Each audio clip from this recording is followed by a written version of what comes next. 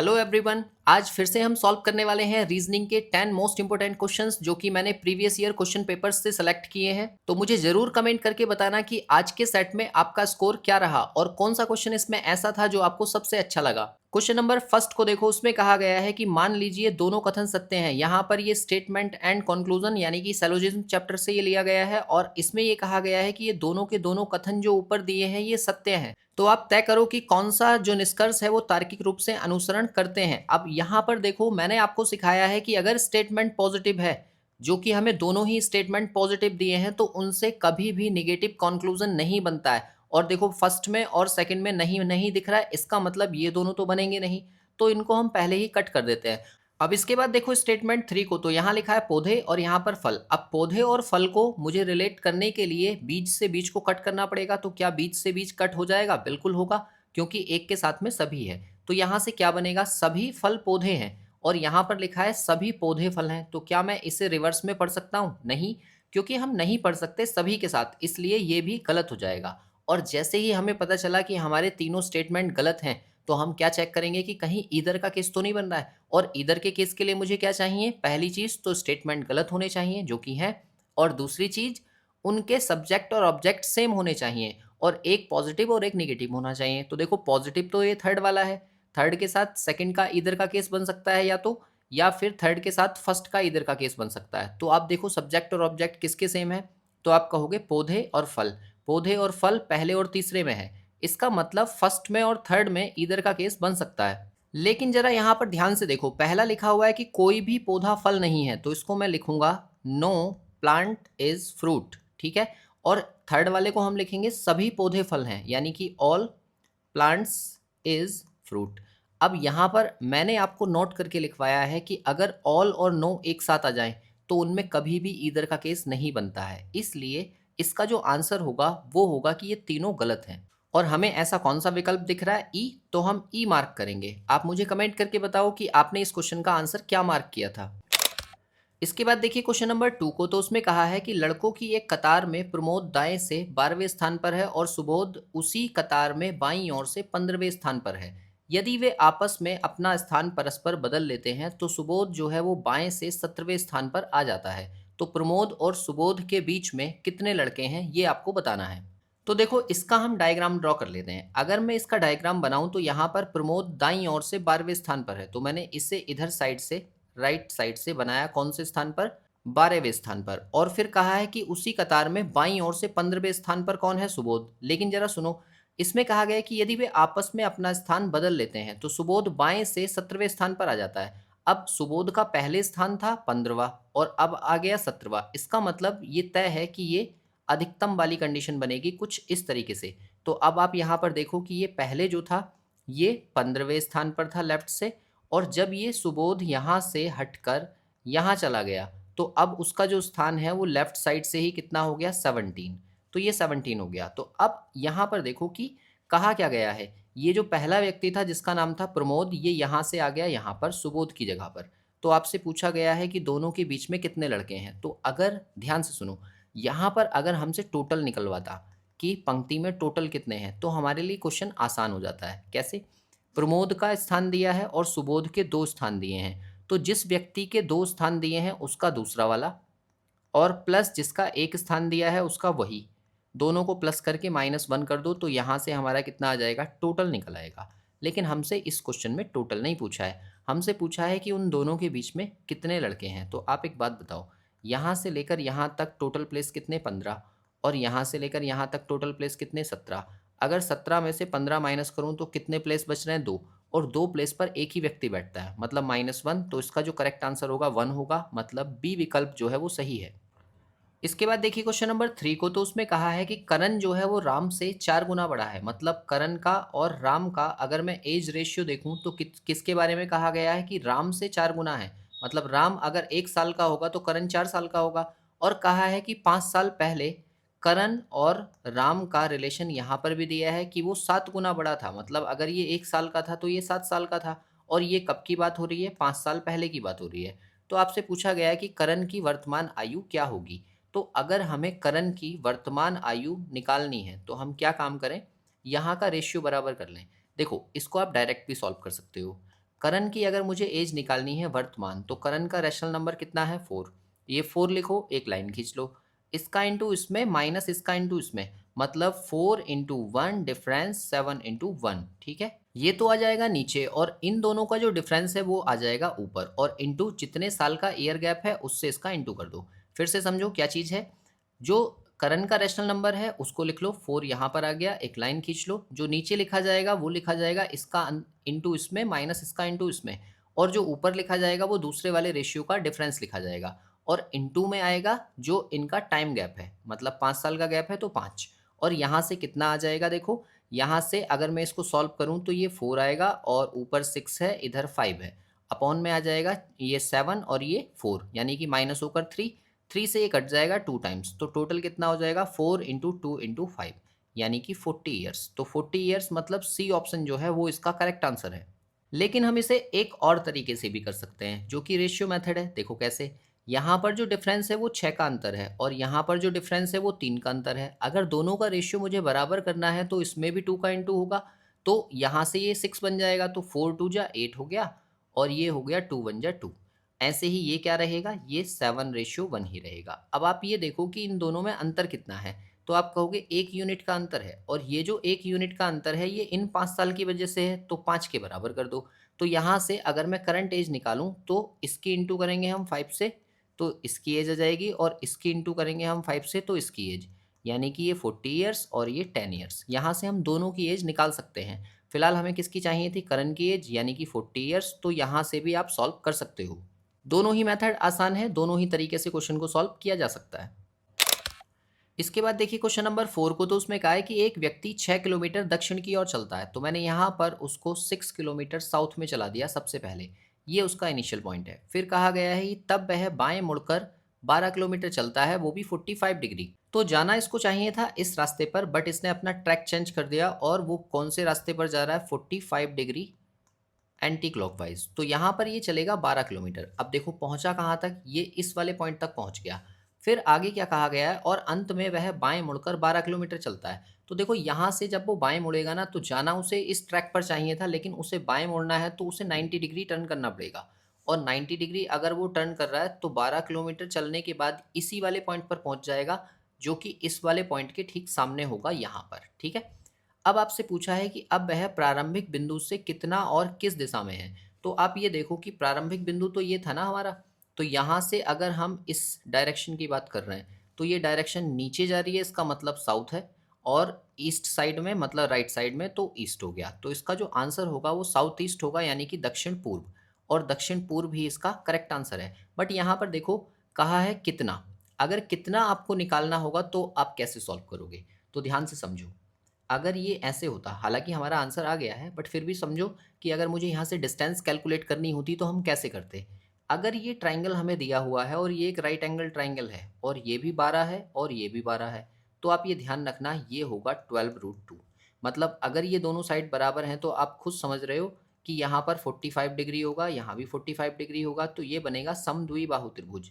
और अगर ये दोनों साइड बराबर हैं तो ये वाली साइड निकालने के लिए मुझे पाइथागोरस थ्योरम से √2 से इंटू करना होगा। तो इसका मतलब ये है कि अगर ये वाली साइड आएगी तो ये 12√2 आएगी। ठीक है, अब एक साइड हमारे पास ये है और दूसरी साइड ये है। अगर इन दोनों में मैं पाइथागोरस थ्योरम अप्लाई करूं तो मुझे क्या मिलेगा, देखो 6 का स्क्वायर और प्लस 12√2 का स्क्वायर, और फिर इसका स्क्वायर रूट। ठीक है, तो यहाँ से मिलेगा 36, और प्लस यहाँ से हो जाएगा ये 12 का स्क्वायर हो गया आपका 144, और उसकी इंटू हम कर लेंगे 2 से, क्योंकि √2 का स्क्वायर जब होगा ना तो वो 2 बन जाएगा। तो 4 2 जा 8, 4 2 जा 8 और 2 बन जा 2, तो ये बन जाएगा 288। ठीक है, अब इन दोनों को प्लस करके उसका स्क्वायर रूट ले लो, तो यहाँ से इनका टोटल कितना आ जाएगा, इन दोनों को प्लस कर लेंगे 36 और प्लस 288, और दोनों को प्लस करने के बाद में ये बन जाएगा 324। और 324 किसका स्क्वायर होता है, 18 का, यानी कि 18 मीटर या किलोमीटर जो भी रहेगा। किलोमीटर में आ रहा है आंसर तो किलोमीटर रहेगा, तो 18 किलोमीटर ये वाली डिस्टेंस है। ठीक है, तो अगर इस क्वेश्चन में आपसे पूछ लिया जाए कि डिस्टेंस कितनी ट्रैवल होगी, तो आप कहेंगे 18 किलोमीटर साउथ ईस्ट। जो हमारा पूरा आंसर है वो ये है 18 किलोमीटर साउथ ईस्ट, यानी कि दक्षिण पूर्व। इसके बाद देखिए क्वेश्चन नंबर 5 को, तो उसमें कहा है कि उस विकल्प का चयन करें जो अन्य 3 विकल्पों से भिन्न है। तो देखो यहाँ पर ना देखकर ही आपको पता लग रहा है कि 21 का स्क्वायर होता है 441। स्क्वायर आपको ज़रूर याद होने चाहिए क्योंकि ये आपको हेल्प करते हैं। 21 का अगर हम स्क्वायर करते हैं तो वो होता है 441, और इसमें से अगर मैं 4 माइनस कर दूं तो मुझे यहाँ से कितना मिलेगा 437, जो कि यहाँ पर लिखा है। अब ये लॉजिक किसी दूसरे में लगाओ। 33 का अगर हम स्क्वायर कर रहे हैं तो वो स्क्वायर आएगा आपका 1089, और उसमें से 4 माइनस करेंगे तो ये कितना बनेगा 1085, जो कि हमें यहाँ दिया है। ये तो सेम है। अच्छा, इसको देखो तो यहाँ पर भी देखो 35 का अगर आप स्क्वायर करते हो तो 35 का स्क्वायर हो जाएगा आपका 1225, और उसमें से 4 माइनस करोगे तो कितना आएगा 1221, जो कि यहाँ पर लिखा है। बट सी वाला ऐसा नहीं है, क्योंकि 11 का स्क्वायर अगर हम करते हैं तो आता है वो 121, और उसमें से 4 माइनस करेंगे तो 117 आएगा, जबकि यहाँ पर 118 है। इसका मतलब सी जो है वो डिफरेंट होगा। इसके बाद देखिए क्वेश्चन नंबर 6 को, और क्वेश्चन नंबर 6 मोस्ट इंपॉर्टेंट है, क्योंकि जब पेपर में ये क्वेश्चन आया ना तो बच्चों से ये गलत हो गया।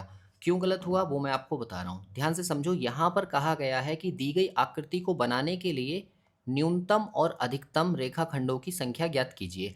अब उन्हें मिनिमम काउंट करनी तो आती थी, लेकिन मैक्सिमम उन्होंने कभी क्वेश्चन देखा नहीं। क्यों नहीं देखा? क्योंकि जनरली क्या होता है, आयोग हर पेपर में एक ना एक क्वेश्चन अलग से डालता है, मतलब नया बनाकर, ताकि बच्चे उससे कंफ्यूज हो जाएं कि ये तो हमने पहले पढ़ा नहीं। ठीक है, अब यहाँ पर कैसे काउंट करना है वो समझो। अगर हमसे कहा जाता है कि न्यूनतम रेखाएं आपको काउंट करनी है, तो आप पहले हॉरिजॉन्टल लाइंस, वर्टिकल लाइंस और डायगोनल लाइंस तीनों काउंट करो। कैसे काउंट होंगी? हॉरिजॉन्टल लाइन का मतलब है ये सीधी लाइन, यहाँ से लेकर यहाँ तक की एक लाइन हो गई, फिर ये दूसरी लाइन हो गई, तो टोटल हॉरिजॉन्टल लाइन है 2। फिर वर्टिकल लाइन, तो वर्टिकल लाइन जो है वो खड़ी वाली, एक ये वाली, एक ये वाली 2, और एक ये वाली 3, तो यहाँ से 3 आ गई। और डायगोनल लाइन में जितनी भी तिरछी लाइनें आएंगी, जैसे एक ये हो गई और दूसरी ये 2, ऐसे ही ये 3 और ये 4, ये 4 जो है डायगोनल वाली हैं, सबको प्लस कर दो। तो 4 2 6 और 3 9, मतलब 9। अब 9 हमारा आंसर आ रहा था, लेकिन वो यहाँ पर फंस गए। क्यों फंस गए? क्योंकि 9 हमारे पास दो ऑप्शंस में था, और हमने इसको तो एलिमिनेट कर दिया कि ये दोनों एलिमिनेट हो गए, लेकिन अब हमें मैक्सिमम निकालना भी ज़रूरी था, क्योंकि यहाँ पर 20 भी लिखा था और 23 भी लिखा था। तो आप समझो कि ये जो क्वेश्चन है इसमें करना क्या होता है। यहाँ पर आपको छोटे छोटे हिस्सों को काउंट करना है, मतलब हर एक छोटा टुकड़ा एक रेखा में काउंट होगा अगर हमें मैक्सिमम काउंट करनी है। तो मैक्सिमम काउंट करने के लिए हम क्या करेंगे, देखो यहाँ से लेकर यहाँ तक ये 1 है, फिर ये 2, फिर ये 3, फिर ये 4, ऐसे करके हमें सब काउंट करने पड़ेंगे। 4 के बाद फिर 5 6 7 8 9 10 11 12 13 14 15 16 17 18 19 20 21 22 23। हमें करना ये था कि हमने हर एक छोटे टुकड़े को काउंट किया है, तो हमारे पास टोटल कितने आ गए 23। इसलिए इसका जो करेक्ट आंसर है वो क्या है, ऑप्शन सी। तो ये ध्यान रखना, अगर आपको मैक्सिमम काउंट करने के लिए कहा जाता है तो आप हर एक छोटे टुकड़े को एक रेखा में काउंट करेंगे। इसका मतलब क्या है, जैसे देखो अगर ये लिखा होता, ऐसे करके हमने डायग्राम बनाया है ना, एक लाइन यहाँ पर है, एक लाइन यहाँ पर है, एक लाइन यहाँ पर है, तो आप ये समझो कि एक टुकड़ा सिंगल ये है यहाँ से लेकर यहाँ तक का, फिर दूसरा टुकड़ा यहाँ से लेकर यहाँ तक का, ये भी एक लाइन में काउंट होगा, फिर तीसरा टुकड़ा यहाँ से लेकर यहाँ तक, ये भी एक लाइन में काउंट होगा, और फिर चौथा वाला यहाँ से लेकर यहाँ तक, ये भी एक लाइन में काउंट होगा। मतलब यहाँ पर 1 2 3 4 4 लाइनें हैं ऊपर ऊपर, फिर ये 5 6 7 8 9, तो टोटल 9 लाइन होंगी, जो कि मैक्सिमम है। और मिनिमम में काउंट करेंगे तो एक लाइन को मैक्सिमम लेंथ देंगे हम, यहाँ से लेकर यहाँ तक खींची जा सकती है, तो वो एक ही लाइन में काउंट होगी। ठीक है, ये ध्यान रखना, ऐसा क्वेश्चन आपके पेपर में आ सकता है। इसके बाद देखिए क्वेश्चन नंबर 7 को, तो 7 में आपको कुछ कोडिंग दे रखी है, और उस कोडिंग के अकॉर्डिंग कहा गया है कि यहाँ पर 4 जो विकल्प दिए हैं उनमें से 3 सही हैं और एक जो है वो गलत है। तो आप बताइए कि कौन सा वाला जो है वो गलत है। तो यहाँ पर देखो ये ब्लड रिलेशन का क्वेश्चन है, हमें एक एक करके डायग्राम बनाकर देखना पड़ेगा। तो सबसे पहले हम ए को बना लेते हैं। तो ए के अकॉर्डिंग यहाँ प्लस लगाया, और प्लस का मतलब क्या है, पुत्री, मतलब ए पुत्री हो सकती है। ए पुत्री है किसकी, बी की, तो हमने इसको ऐसे बनाया। और फिर इंटू साइन, तो इंटू साइन हमारा ये कहता है कि वो भाई है, मतलब बी जो है वो भाई है सी का।